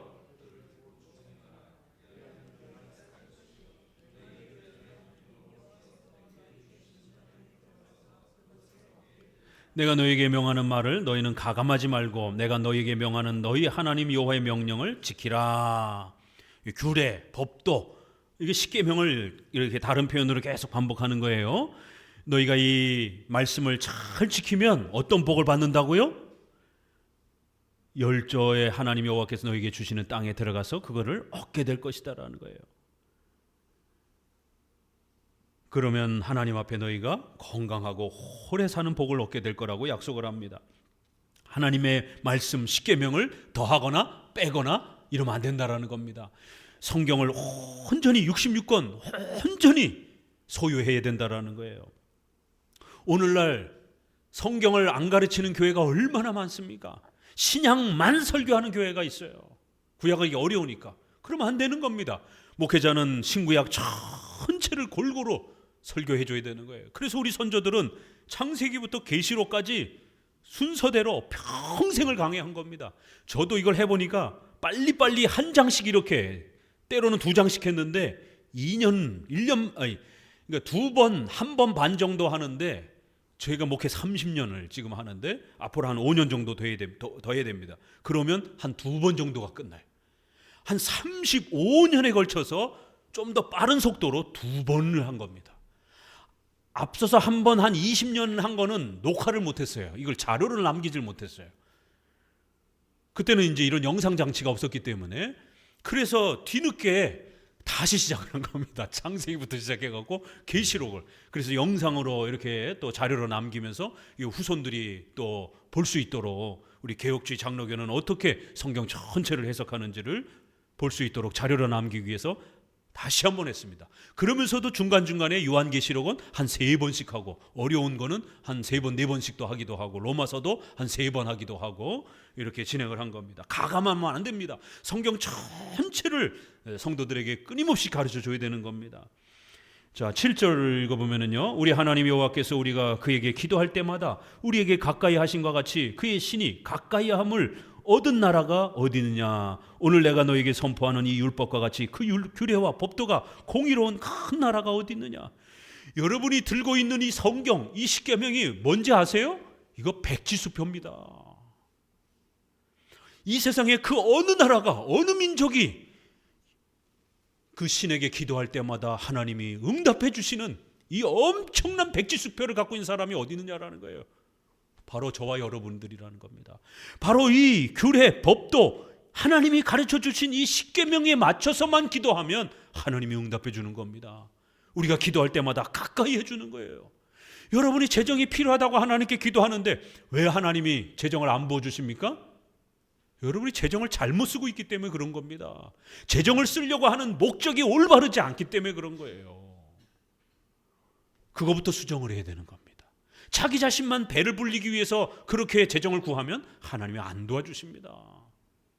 반드시 공익적인 목적, 교회를 세우고 가난한 우리 또 이웃들을 섬기면서 또 이렇게 교회를 섬기기 위한 목적, 그게 반만이라도 있으면 되는 거예요. 반은 또 여러분 가정을 위해서 쓰면 되는 거고, 근데 그 반조차도 없고 100% 다 자기만을 위해서, 자기 자식들만을 위해서 쓰려고 하니까 하나님이 재정의 이러한 풍요로움들을 안 주는 겁니다. 또 하나 이유는 재정을 또 주시는 데는 단계가 있는 겁니다. 어렸을 때는 너무 큰 재정을 하나님 안 줘요. 우리가 나이도 먹어가면서 경륜이 생기는 것처럼 이제 차근차근히 잘 훈련해서 여러분이 정말 큰 돈을 만져야 될 때 그때 하나님이 또 주십니다. 그 전에는 조금씩 이렇게 주시다가, 그러니까 섭리는 좀 기다려야 되는 거예요. 세상에도 우리가 일을 하다 보면 우리가 한 40 이렇게 언저리 돼가지고 그 기술에 한 20년 전문가가 됐을 때 한 40에서 50 정도가 그 사회에서 최고의 전문가가 되잖아요. 그러면 그럴 때 보면 돈도 제일 많이 벌고요. 그렇죠? 20대 때 이제 막 기술 배우고 그럴 때는 돈을 벌 시간이 안 되잖아요. 아직은 기술도 미약하고. 하물며 세상 일도 그런데 우리가 하나님 안에서 이렇게 또 큰 재정을 만들 때 20대 때 너무 또 큰 재정을 한꺼번에 또 갑자기 벌게 되면 망가질 수도 있고, 그렇기 때문에 하나님께서 또 필요한 만큼만 또 이렇게 채워가면서 정말 중요한 때는 큰 재정을 부어주십니다. 그때를 위해서 또 잘 준비하고 기다려야 되는 또 훈련도 있는 거고, 이렇게 섭리적 기다림 때문에 차근차근히 주어지는 방식도 있는 거고, 또 우리가 잘못 구해가지고 잘못된 목적으로 재정을 구해서 하나님이 재정을 안 주시는 또 이런 이유도 있다라는 거예요. 이렇게 기도할 때마다 하나님은 반드시 십계명 아래에서 기도하면 도와주신다라는 겁니다. 그래서 이제 이렇게 소중한 십계명을 9절에 보니까 오직 너는 스스로 삼가며 내 마음을 힘써 지키라. 두렵건대 내가 그 묵도한 일을 잊어버릴까 하노라. 두렵건대 내 생존하는 날 동안에 그 일들이 내 마음에서 떠날까 하노라. 너는 그 일들을 내 아들들과 내 손자들에게 알게 하라. 내가 호렙산에서 내 하나님 여호와 앞에 섰던 날에 여호와께서 내게 이르시기를 나를 위하여 백성을 모으라. 내가 그들에게 내 말을 들려서 그들로 세상에 사는 날 동안 나 경외함을 배우게 하며 그 자녀에게 가르치게 하려 하노라 하시매. 성경을 잘 배우면 뭘 배울 수 있다고요? 하나님을 경외하는 법을 배운다라는 거예요. 어디 기도원에 가서 성경 덮어놓고 그저 환상과 예언을 쫓아다니면 안 되는 겁니다. 성경을 잘 배워야 하나님을 이해하게 되는 거예요. 하나님을 깨닫게 되는 거예요. 하나님의 마음을 알게 되는 거예요. 성경을 배우고 사랑하고 순종하는 게 하나님을 이해하고 배우고 순종하는 거라고 이렇게 가르치는 겁니다. 그래서 성경을 모르게 되면 하나님도 모르고, 성경을 모르면 하나님을 경외하는 법도 모르게 되는 거예요. 그러니까 반드시 성경을 기억하기 위한 싸움을 해야 된다는 겁니다. 왜냐하면 나이가 들면 자꾸 성경을 잊어먹어요. 연세가 드는 것뿐만 아니라 젊어서도 성경을 열심히 공부 안 하면 우리 기억력의 문제 때문에 성경을 자꾸 잊어먹는 겁니다. 그래서 우리는 성경을 요약해서, 우리 장로교는 요약한 작은 교리문답, 그래서 소교리문답, 소요리문답, 요리책이 아니라 성경의 핵심을 요약했다, 이런 뜻인 겁니다. 그래서 교리를 요약했다 이렇게 해서 교리문답, 요리문답, 어른들을 위해서는 대요리문답, 아이들을 위해서는 소요리문답, 이렇게 가르친 겁니다. 성경의 핵심을 107문으로 줄여가지고 하나님은 누구신가, 예수님은 누구신가, 죄는 무엇인가, 구원은 어떻게 받는가, 교회는 무엇인가, 천국과 지옥은 무엇인가, 이렇게 핵심 내용을 잊어먹지 않도록 암기까지 하면서 부지런히 가르치는 겁니다. 이거 이제 뒤에 조금 더 설명할 테니까 그때 좀 더 보고요. 그렇기 때문에 12절에 이 성경을 어떻게 공부해야 될 것인가, 12절 같이 읽어봅니다. 여호와께서 화염 중에 너희에게 말씀하시되 음성뿐이므로 너희가 그 말소리만 듣고 형상은 보지 못하였느니라. 여호와께서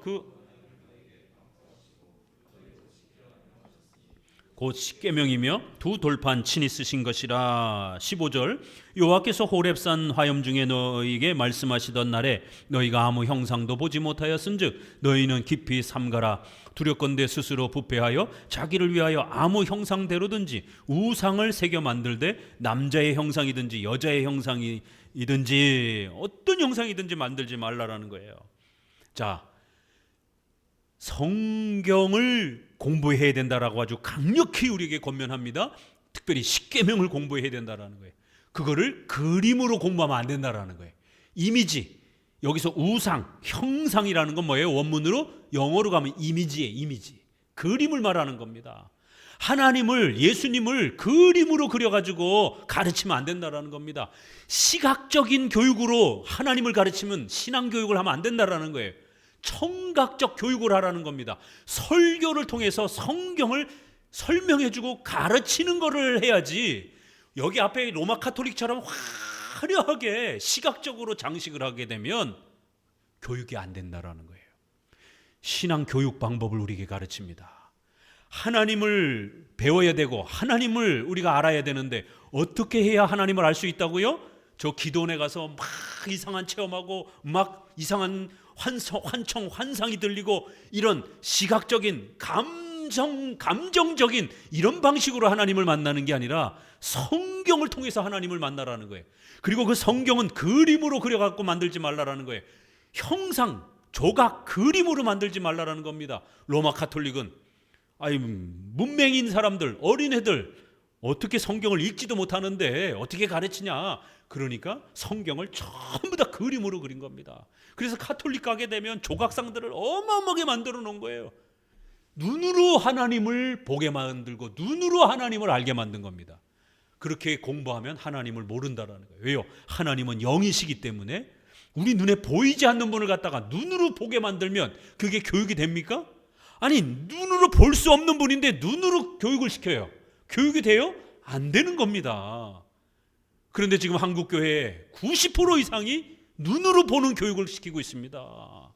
종교개혁자들은 로마 카톨릭의 이 교육을, 시각적 교육을, 시청각적 교육을 전부 다 없애버렸습니다. 교회 안에 덕지덕지 붙어있던 그림과 조각들을 전부 다 없애고 루터의 대소요리문답, 칼빈의 제네바 대소요리문답, 지역마다 대요리문답, 소요리문답을 만들어서 성경의 핵심 요약을 가르쳐준 거예요. 그리고 성도들에게는 청각, 강해 설교를 한 겁니다. 설교를 1시간씩 한 거예요. 영국엔요 2시간씩 설교를 했습니다. 유럽은 주로 1시간씩 설교를 하고 귀로 깨닫게 하나님을 알려준 겁니다. 성경의 글자를 읽고 그걸 설교를 통해서 귀에다가 가르쳐준 거예요. 눈에다가 가르친 게 아닙니다. 우리 어린아이들 있는 부모들은 시청각 형태로 아이들을 하나님을 가르치면 하나님을 모르게 됩니다. 왜 우리 아이들이 어른이 돼서 청년들이 돼서도 교회를 떠납니까? 신앙이 안 만들어집니까? 그 이유가 여기 있는 거예요. 시청각으로 가르쳤기 때문에 애들이 하나님을 모르는 겁니다. 청각에다가 가르쳐야 되는 거예요. 말씀을 귀에 들려줘야 되는 겁니다. 문맹자에도 괜찮습니다. 소리로 읽어주면 되는 거예요. 어린아이들도 밥상에 앉혀놓고 엄마가 창세기로 읽어주고 십계명을 읽어주고 사도신경을 암송해 주면 되는 겁니다. 하나님은 영이시기 때문에 절대로 눈으로 보고 만지는 형태로 하나님을 알 수 없는 겁니다. 도마가 나 예수님 만져봐야 되겠다, 나 도무지 못 믿겠다 이러니 예수님이 나타나셔서 그래? 어디 한번 손가락 집어넣어봐. 얘야, 도마야, 너는 보고 만지고 믿으려고 하느냐? 그렇게 하면 안 된다라는 거예요. 보지 않고 믿는 것이 복되다라고 이렇게 말하는 거예요. 오직 믿음으로, 성경을 읽고 배워서 믿음으로 하나님을 만나는 것이지, 보고 만지고 감정에 취해가지고 하나님을 만나는 게 아닙니다. 그렇게 되면 신앙이 타락하는 거예요. 로마 가톨릭이 그래서 타락한 겁니다. 그런데 오늘날 한국교회가 자꾸만 화려해지고 자꾸만 막 감정적으로 하나님을 만졌다라고 그러고 하나님을 봤다고 그러고, 하나님 어떻게 생겼어요? 본 사람마다 다 달라요. 그러면 도대체. 그래서 옛날에 그 진흙탕 그 예수님 사진, 하얗고 까만 이런 그 얼룩덜룩한 그 액자 사진 있잖아요. 그거 어느 성도가 무슨 뭐 힘들어 가지고 이렇게 길을 가는데 그 빗물에 있는 진흙이 얼룩덜룩한데 그게 예수님 얼굴처럼 보였다라는 거예요. 그 이야기가 썰인데 그거를 액자로 만들어 가지고 그게 사실인지 아닌지도 알 수도 없고, 그게 진짜 예수님의 그러면 또 그게 얼굴입니까? 구름에 예수님 얼굴처럼 비쳐 보였다라고 그래서 막 거기에 막 감동을 받고, 정작 성경 설교할 때는 졸고 앉았고, 이러면 안 되는 거예요. 성경 십계명을 배우라는 거예요. 그리고 그 십계명을 그림으로, 형상으로 가르치면 안 된다라는 거예요. 자녀들에게 부지런히 성경을 가르치라는 거예요. 잊지 않기 위해서 노력하라는 겁니다. 23절에 너는 스스로 삼가서 너희 하나님 여호와께서 너희와 세우신 언약을 잊어버려서 내 하나님 여호와께서 금하신 아무 형상의 우상이든지 종악하지 말라. 계속 형상을 만들지 말라고 부탁합니다. 32절에 내 있기 전 하나님이 사람을 세상에 창조하신 날부터 지금까지 지나간 날을 상고하여 보라. 이 끝에서 저 끝까지 이런 큰 일이 있었느냐? 이런 일을 들은 적이 있었느냐? 어떤 국민이 불 가운데서 말씀하시는 하나님의 음성을 너처럼 듣고 생존하였느냐? 어떤 신이 와서 시험과 이적과 기사와 전쟁과 강한 손과 팔로 너희를 지켜 보호해 주었느냐라는 거예요. 이렇게 하나님이 베푸시는 위대한 역사를 성경에 담아놨다라는 거예요. 그러니까 이제 성경을 열심히 읽고 배우라는 거예요. 36절에 여호와께서 너를 교훈하시려고 하늘에서부터 그 음성을 너로 듣게 하시며 땅에서는 그 큰 불로 내게 보이시고 너로 불 가운데서 나온 그 말씀을 듣게 하셨다. 이렇게 성경을 너에게 가르쳐줬다라는 것이에요. 39절에 그런즉 너는 오늘 상천하지에 오직 여호와는 하나님이시여 다른 신이 없는 줄을 알아 명심하고 오늘 내가 내게 명하는 여호와의 규례와 명령을 지키라. 너와 내 후손이 복을 받아 내 하나님 여호와께서 내게 주시는 땅에서 한없이 오래 살 것이다라는 거예요. 이렇게 여호와의 말씀, 성경을 열심히 배우면 성도들이 장수하게 될 것이다라는 겁니다. 자, 5장. 이제 같은 이야기 계속 반복이 되는 겁니다. 성경을 우리가 어떻게 공부할 것인가? 시청각으로 하지 말고 교리문답, 요리문답, 성경을 요약해서 핵심을 가르치라는 거예요. 문답으로 가르치면 그걸 소요리문답, 소교리문답 이렇게 말하는 거고, 그거를 문장으로 가르치면 사도신경이 되는 겁니다. 사도신경 바로 그 핵심이 그렇게 문장으로 고백이 된 겁니다. 5장 1절 같이 읽어봅니다. 모세가 온 이스라엘을 불러 그들에게 이르되 그것을 배우며 지켜 행하라. 우리 하나님 여호와께서 호렙산에서 우리와 언약을 세우셨나니 이 언약은 여호와께서 우리 열조와 세우신 것이 아니요 오늘날 여기 살아있는 우리 곧 우리와 세우신 것이라. 여호와께서 산 불 가운데서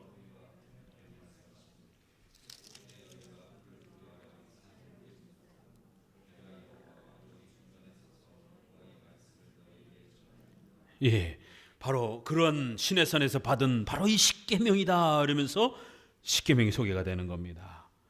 십계명의 바로 7절 나 외에는 위하는 신을 내게 있게 말지니라 1계명, 8절은 2계명 이러면서 쭉 십계명이 소개가 됩니다.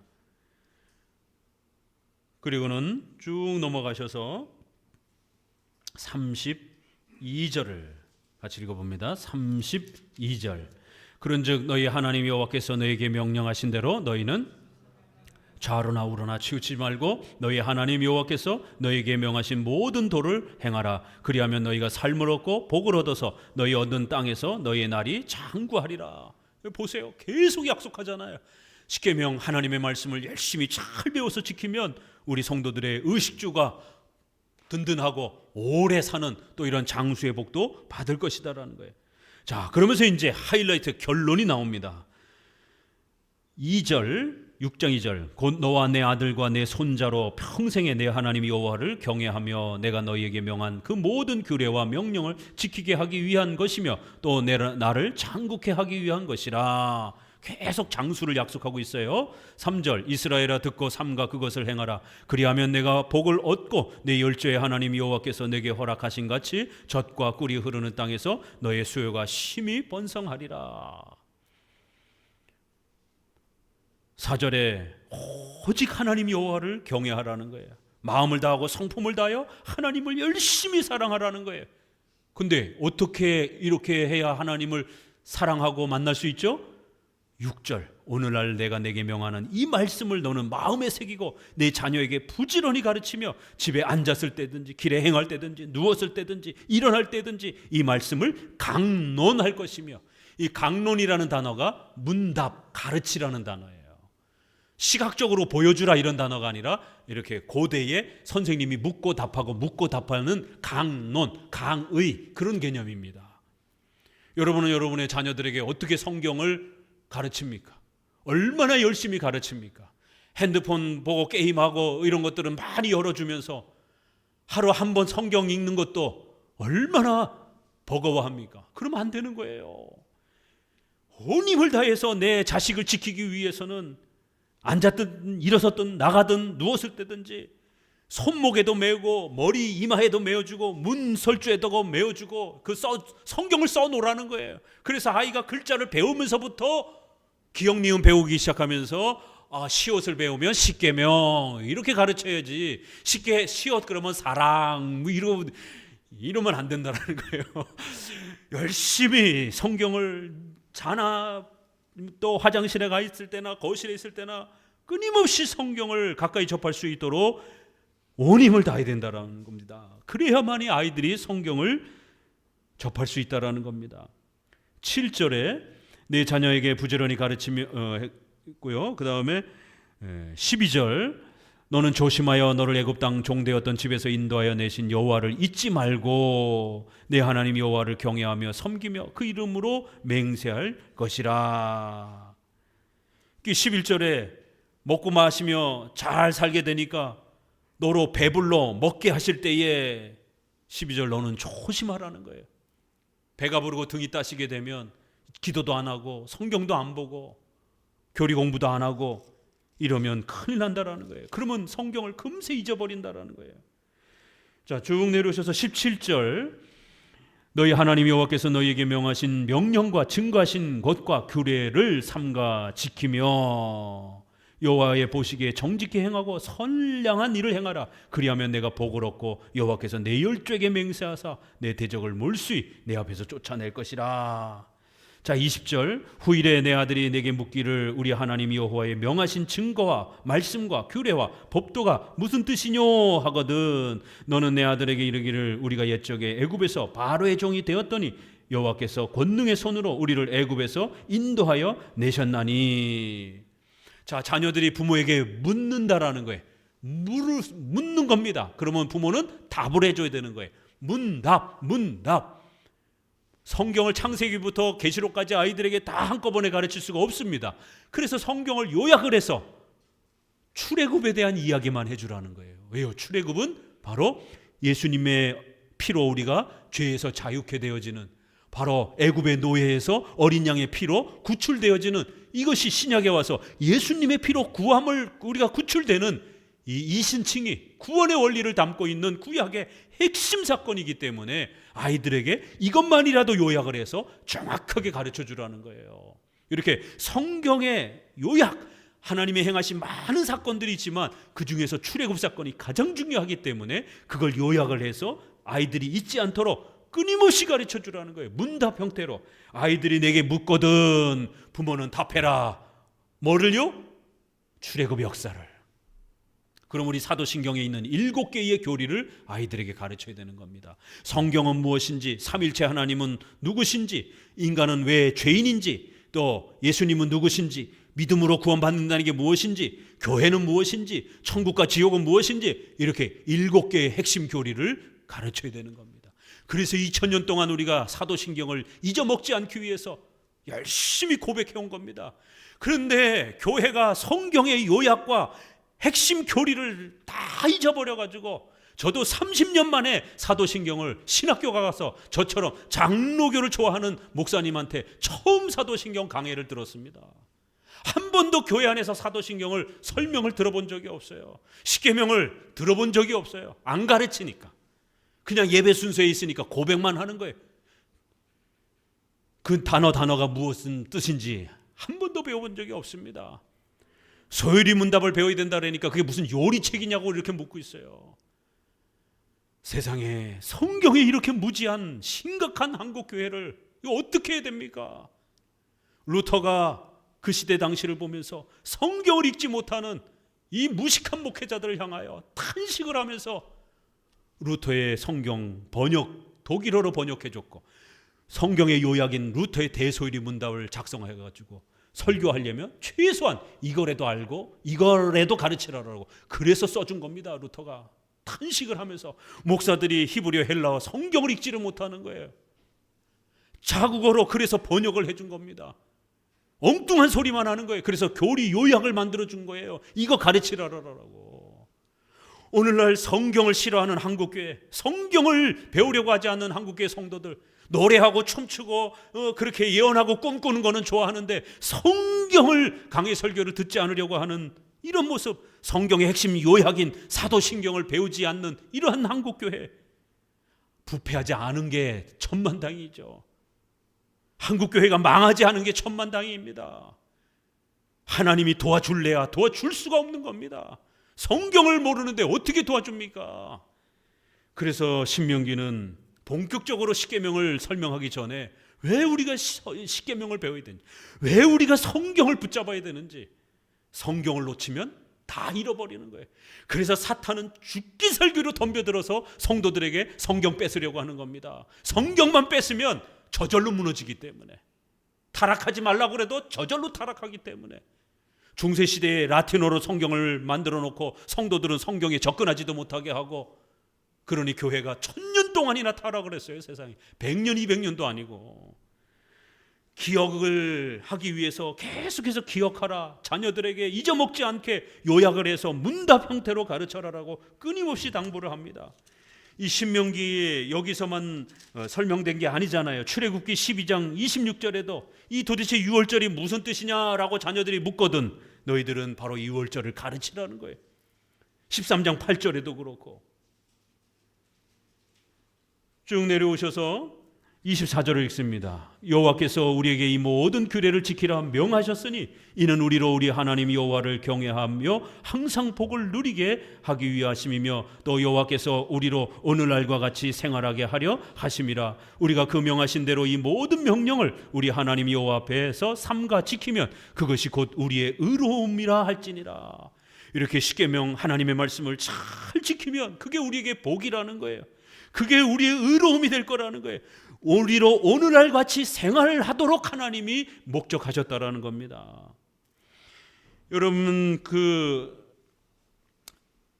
카톡에 보내드린 그 자료 중에 칼빈이 교리문답을 작성하면서 이렇게 표현합니다. 하나님의 교회는 교리교육이 없이 유지될 수 없습니다. 왜냐하면 교리교육은 선한 씨앗이 새로운 생명으로 다시 자라는 것처럼 신앙을 성장하도록 만들기 때문입니다. 당신은 오랫동안 붕괴되지 않고 튼튼히 서 있는 집을 짓기 원한다면 아이들이 이 교리교육을 통하여 믿음을 가질 수 있도록 신중하게 살피고 돌보십시오. 또 2차 교리문답은 더 아주 놀라운 표현이 있습니다. 교회는 언제나 어린아이들을 기독교 신앙 교리 안에서 양육하라는 특별한 권면을 받아왔다. 이를 규모 있게 수행하기 위해서 교회는 교리문답이라 불리는 어떤 특별한 이 서식을 사용했다. 악마는 이런 거룩한 질서를 붕괴시켰다. 따라서 악마가 남겨놓은 것은 교화 능력이 전혀 없고 단지 미신만을 산출해낼 수 있는 몇 가지 유물들에 불과하다. 우리가 여기서 제시하는 이 교리문답은 옛적부터 그리스도인들 가운데 준수되어 왔고 교회가 완전히 부패했을 경우를 제외하고는 결코 포기된 적이 없는 관례적인 것이다. 완전히 교회가 부패했을 때만 사도신조 교리문답 안 가르쳤다라는 거예요.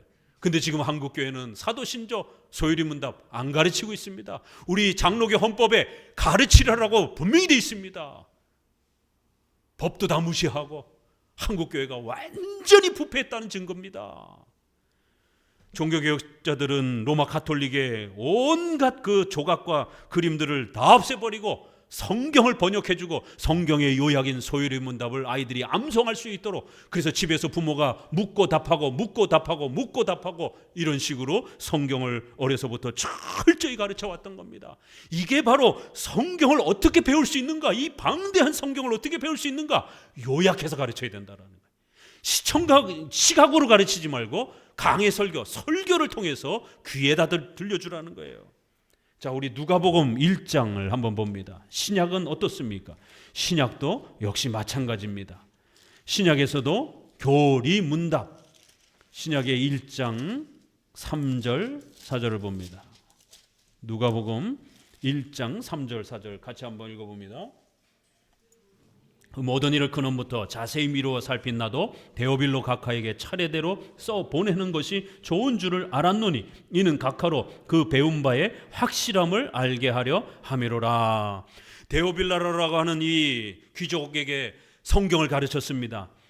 누가가. 그런데 어떻게 가르쳤다고요? 차례대로 써서 당신에게 보내니 잘 읽으시라는 거예요. 차례대로 썼다라는 거예요. 뒤죽박죽 쓰면은 못 알아들어요. 무슨 소린지.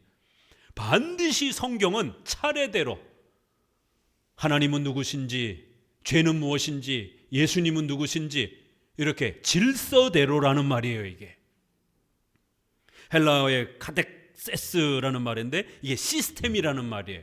이게 신학교에서 조직신학이라는 말이, 조직 7개의 교리를 조직적으로 잘 짜맞춰서 논리적으로 그렇게 가르쳐야지 뒤죽박죽 막 가르치게 되면 무슨 말인지 하나도 못 알아듣는다라는 거예요. 성경은, 설교는 어떻게 해야 된다고요? 목사님이 삼천포로 빠져가지고 엉뚱한 소리하고 설교 끝나고 나면 도대체 뭔 설교했지? 이러면 안 된다라는 거예요. 오늘 죄에 대해서 시작했으면 끝날 때 죄가 무엇이고 죄가 얼마나 무서운 것인지에 대해서 정확하게 인지하도록 그렇게 논리일관하게 이렇게 짜맞추게 잘 시스템적으로 이렇게 가르쳐야 된다는 거예요. 차례대로. 이는 각하로 그 배운 바의 확실함을 알게 하려 함이로라. 내가 이렇게 차례대로 배우도록 도와줬고, 그리고 당신이 배울 때는 어떻게 배웠다고요? 배운 바. 우리 번역에는 배운 바 이렇게 돼 있어요. 한글 성경이, 개역 한글 성경이 왜 좋으냐면 원문에 조금 더 가깝게 번역이 됐습니다. 배운 바, 가르침을 받았다 이렇게 돼 있어요. 그런데 개역 개정판, 최근에 나온 개정판은 우리가 알고 있는 이렇게 되어 있습니다. 조금 의미가 희석됐어요. 배운 방식을 이야기합니다. 한글은 배운 바, 가르침을 배운 바. 어떻게 배웠다고요? 이게 이제 우리 번역으로도 다 해결이 안 되는 겁니다. 영어에서는 이거를 교훈을 받았다 이런 정도로 표현을 해요. 그러나 원문을 가게 되면 카테케테스 이렇게 돼 있어요. 이 카테케테스라는 이 헬라어가 라틴어로 넘어가면서 카테케오, 카테키스무스 이렇게 됩니다. 헬라어의 카테케오 동사가 카테키스무스라는 라틴어로 바뀌었고, 이게 영어로 넘어가 가지고 카테키즘 이렇게 된 거예요. 소유리문답을 영어로 번역하면 카테키즘, 대유리문답 라지, 쇼터 이렇게 소를 구별하는 겁니다. 카테키즘이라고 부르는 거예요. 이 헬라어의 발음을 그대로 가져다가, 이 교리문답이라는 단어가 굉장히 특수한 단어이기 때문에 그냥 카테키즘이라고 번역을 해준 겁니다. 우리 번역으로는 배운 바, 그렇게 문답 형태로 배운 바 이렇게 번역을 하는 겁니다. 그런데 한글을 안 읽은 개역 개정에는 각하로 알고 있는 바를 확실하게 이렇게 하다 보니까 조금 더 희석이 돼 버렸어요. 배움이라고 하는 형식을 가르치는 겁니다. 그걸 이야기하는 거예요. 문답 형태로 배운다라는 거예요. 이렇게 아주 중요한 두 단어가 누가복음에서 성경을 어떻게 가르쳤는지 문답 형태로 기초교리를 가르치고, 그 기초교리는 7개라고 하는 이 논리 정연한 성경의 핵심 교리를 부지런히 당신에게 가르쳐 왔다라는 거예요. 이제 누가복음을 내가 당신한테 써보내니 이 누가복음은 그렇게 7 핵심 교리를 당신에게 소개하는 것입니다. 이렇게 말하는 겁니다. 오늘 우리 6장까지 성경의 중요성, 십계명의 중요성, 그 다음에 그 십계명을 이제 성경을 어떻게 배울 것인가? 카테키즘, 교리문답 형태로 배우라는 거예요. 다시 한번 오늘 이 땅에 십계명을 사랑하고 또 성경의 핵심 교리인 교리문답을 사랑하면서 성경을 사랑하는 그러한 성도로 다시 회복되기를 간절히 권면을 드립니다. 기도합니다.